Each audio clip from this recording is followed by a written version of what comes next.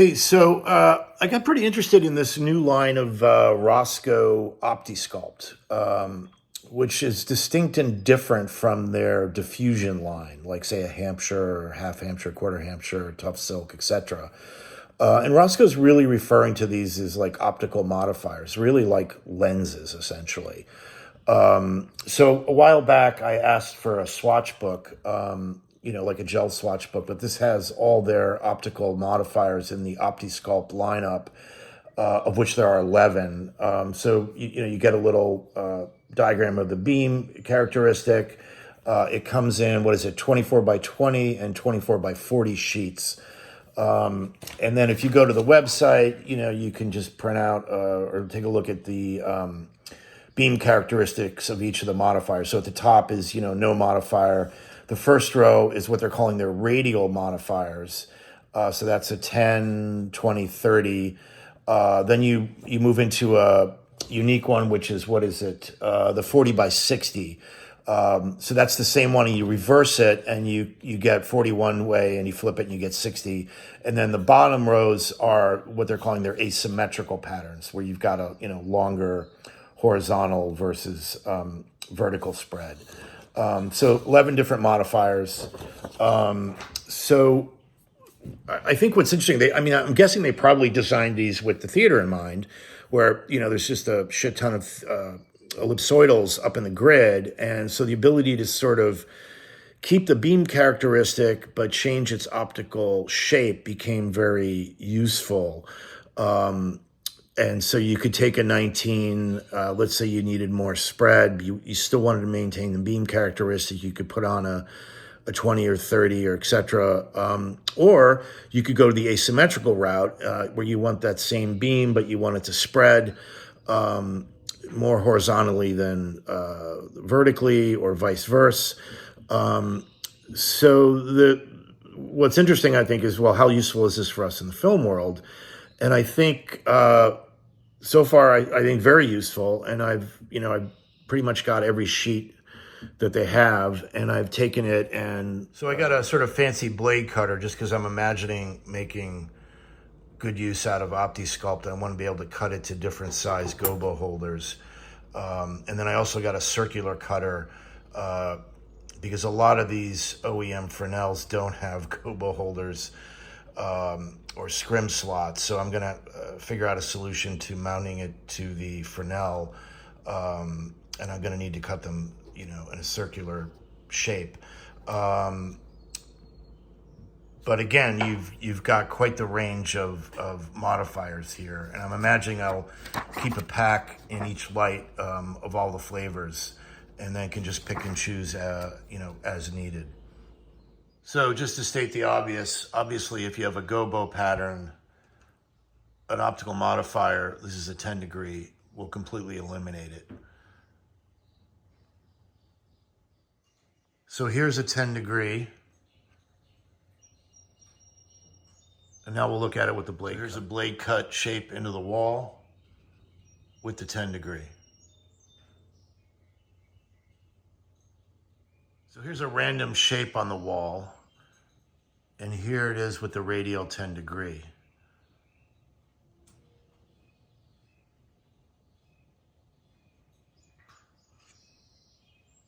So here's a 10 degree moving the barrel back and forth on the projection.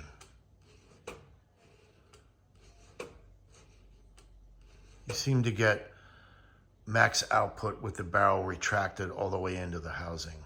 This is it all the way forward. So I just popped over to the shop. We're going to take a look at the Orion 675 with its relatively unique Fresnel and see how the Opti-Sculpt works. I'm not going to try every flavor, but we'll try one of the extreme asymmetrical and one of the radial and something in between, and just have a look at, is it working? Is it giving us the same kind of beam spread and optical changes that we're seeing on the smaller point source? We'll take a look quickly at like shadow quality. Is it good? Do the barn doors cut work? So that's the standard Orion 675 Fresnel. I'm maybe 14 feet or so from the wall, and then we'll throw in a little barn door cut here. I'm not seeing this fringing nearly as pronounced to eye as I am on camera. It might just be a function of the exposure. So this is the 10 by 60. And I could rotate it a little bit.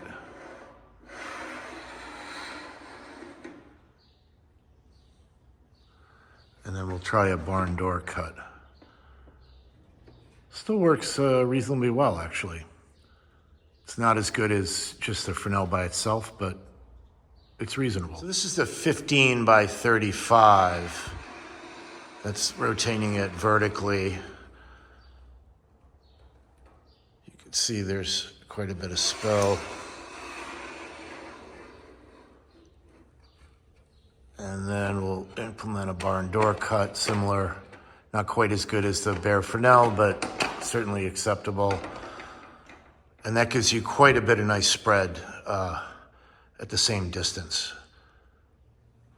So this is the 30-degree radial pattern versus the bare Fresnel. There's a barn door cut. And then if we look at the shadow quality, that's with it on, that's with it off.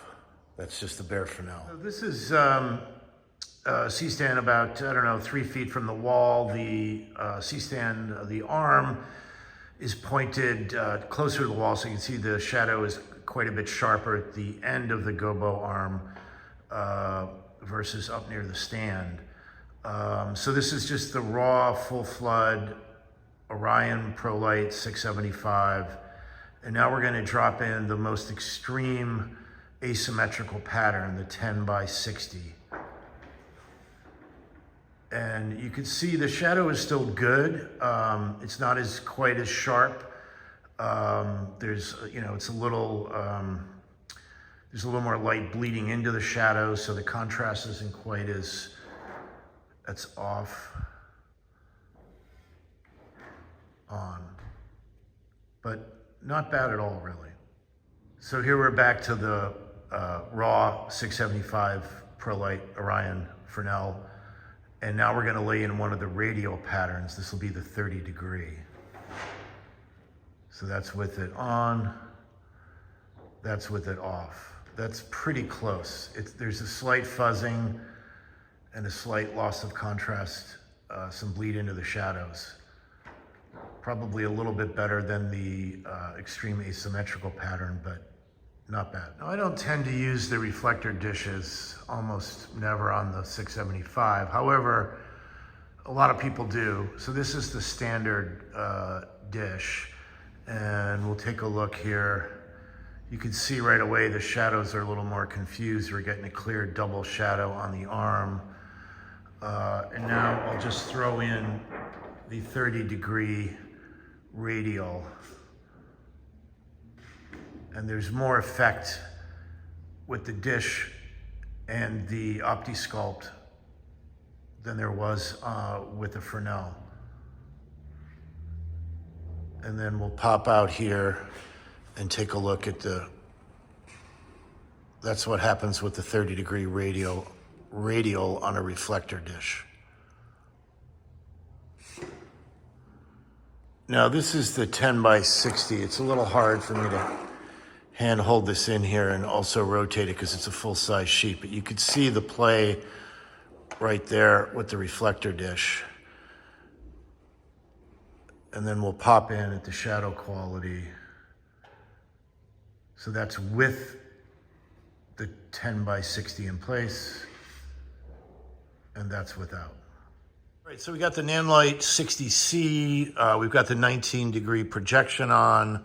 I've got this set at 20,000 Kelvin just so we can sort of differentiate it. We're gonna start out with the first Opti-Sculpt, which is in the radial series. It's a 10-degree, and that's in, out, in. And then we'll move, I'm missing the 20-degree for some reason, but we'll move to the 30-degree. So that's 30 degree. And then the next one is the 40-60, which is the reversible one. So this is one side and that's the other. Imagining that's the 60. They're pretty close actually, but those are the two. So that's the last of the radial series, and now we move into the symmetrical series, starting with a 15 by 35.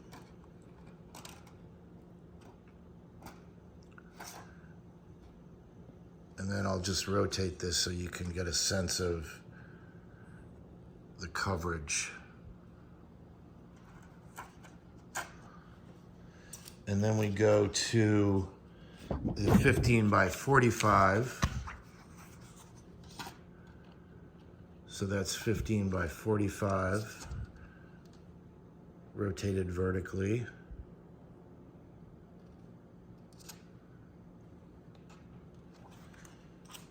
And then we're moving to the 20 by 40.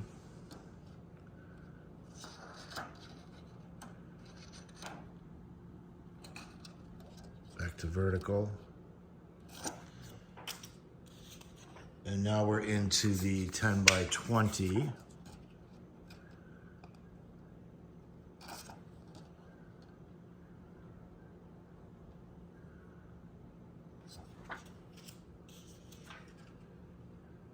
Now we're at 10 by 30. You can see it extends quite a ways. And we'll go vertical.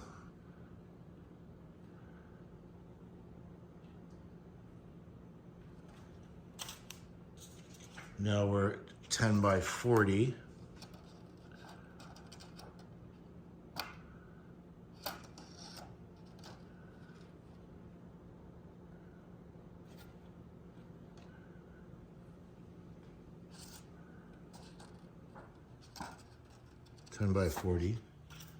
And lastly, the most extreme of the symmetricals is the 10 by 60.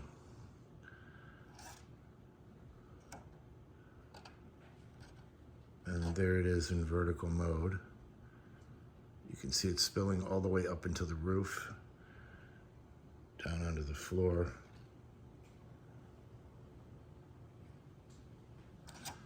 So that's the Nanlite 60 with the various Opti-Sculpt. So that's kind of a quick overview of the Rosco Opti-Sculpt lineup. You know, not super technical. I just wanted to give an idea of like, okay, how do these work? What are the beam characteristics? A little bit of look at shadows. I didn't really take meter readings to see, what my stop loss was or if it was affecting color temperature. To eye, it didn't seem like it was affecting color temperature. I'm sure there's some marginal shift, but I don't think it's, warrants any deep dive. So I think overall, these are super useful, particularly for the ellipsoidals, also for the fresnels. They are heat resistant. They'll work on an old school tungsten Leica. These are not going to melt. They're fairly thick, robust, polycarbonate material. So I think, overall, you give up your gobo capabilities and you give up your blade cutting capabilities on a traditional Leica, and that's often what we want out of that unit. However, there are many situations where I want to rig those and I want a more sort of organic, spread of light. I'm not working with gobos. I don't need to do blade cuts. And these are a little different than, focusing a shape in and fuzzing it out. And sometimes that's what you want. Other times, maybe you're dealing with the Fresnel or you're as an uplight, or you're dealing with a series of projections, lighting a background wall or what have you. And so being able to take that beam and say, well, hey, on this uplight, this 10 by 60 would be really nice to give me a more vertical shape along this wall as a series of patterns, or to go horizontally and maybe blend it better, as we might have done with tough silk, also still a useful tool, but this again, a bit of a different animal. And also to, have your fresnel in situations where maybe you got a fresnel that doesn't flood, super wide, and you're in tight quarters, and you kind of would want to have a bit of a wider spread, not give up all your barn door capabilities. You could drop one of the radial patterns in and get a little bit more flood out of than you would natively. So that seems very useful. And then also to have the asymmetrical patterns with the fresnel seems very useful. So all in all, I think it's it's a pretty good product. Relatively affordable. You can get the sheets of it and cut it up. If you just have, like I do, some Nanlite 60Cs, you could just buy 3 Swatch books for your 3 lights and have the entire full set. I think if I had to choose some of the ones that were, my favorites, I think it was certainly the extreme ones, like say a 10 by 60 or a 10 by 40, and then maybe 1 or 2 of the ones in the middle, like a 1535 or a 2040, and then 1 or 2 of the radial patterns, like a 10 and a 30 or something like that would be a useful mix. I don't, unless you're really doing something architecturally specific where you really have to, be very precise with your beam spread. I think having, out of the 11 patterns, maybe having 4 to 6 of them would be plenty. On the flip side of that, if you're dealing with a small gobo holder with very small sizes, it doesn't cost anything just to keep the complete set, drop it in a little envelope or whatever, a Ziploc bag, and you've got, each light has a complete set. So anyway, I'm looking forward to, trying them out on set more and seeing, what I can do with them and where they hero. Anyway, that's the Rosco Opti-Sculpt. A couple things I forgot to mention. Here's the first one. So this is the gel holder for the Nanlite 60C projection units, and it's the exact size of the Rosco Swatch book for Opti-Sculpt. So you can pick up these Swatch books on B&H Photo for about $10. And so you can have a complete set of Opti-Sculpt for each of your fixtures for, very reasonable cost. I don't know if this will fit the Filex G3 or say the new Dado Neo with the ProLight engine, but if nothing else, this is a perfect size for testing any small point source fixture. I regret not testing these on old school Dados with the spherical lenses. I'm imagining they're going to perform in a similar fashion, and maybe down the road, I'm going to throw these up on a Dado and old school Dado and just see. Now, Rosco claims 85% or greater transmission on any of the Opti-Sculpt. And I'll link, there's an interesting article by a theatrical lighting designer named Charlie Jones. He talks about a little bit about his experience, trying to make use of these in a theatrical setting. And I found that article pretty interesting.